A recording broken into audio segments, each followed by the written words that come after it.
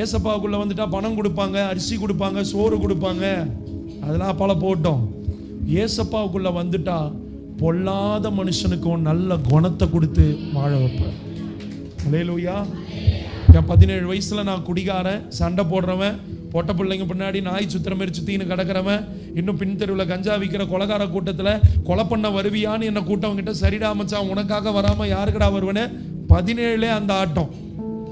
இப்படி வாழ்ந்துகிட்டு இருந்தேன். எல்லாத்துக்கும் மேலே எங்கள் அப்பா 17 வயசுல இறந்துட்டாரு. நான் 17 வயசு இருக்கும்போது எங்கள் அம்மா வீட்டு கதவை மறிச்சின்னு வெளியே போவாதரா, போனேன்னா இந்த ஏரியாவில் அடிக்கடி பசங்களாம் செத்து போயிட்டு இருக்காங்க, நீயும் தயவு செய்து போவாத, பிரச்சனை ஆகிடும், அவனுங்கெல்லாம் பொல்லாதவனுங்க, குடிகாரனுங்க, சண்டை போடுறவனுங்க. என்னோட அம்மிக்கல்ல தூக்கின்னு போய் அம்மாவுக்கு மசாலா அரைக்கிறோமா, எங்கள் அம்மா மண்டை மேலே போடுறதுக்கு தூக்கி நின்று இருந்தேன்.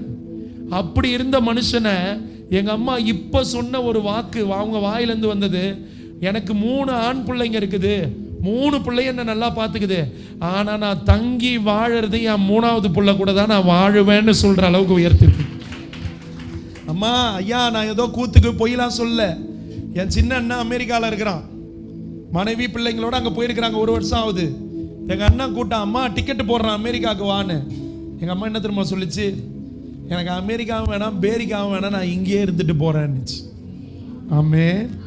கள்ள தூக்கி போட்டு கொல்ல போன அடங்காப்பிடாரி பிள்ளை ஏசப்பா உள்ள வந்து தங்கின உடனே, ஏசப்பாக்கு பிடிச்சதை நான் செய்ய ஆரம்பிச்ச உடனே, இன்னைக்கு எந்த அம்மா என்னை பார்த்தா மிரண்டு ஓடிச்சோ அதே அம்மா என் பிள்ளை என்ன நல்லா பார்த்துக்குவான்ற நம்பிக்கையில என் கூட தங்கி இருக்கிறேன்ட்டு சாட்சி சொல்றான்.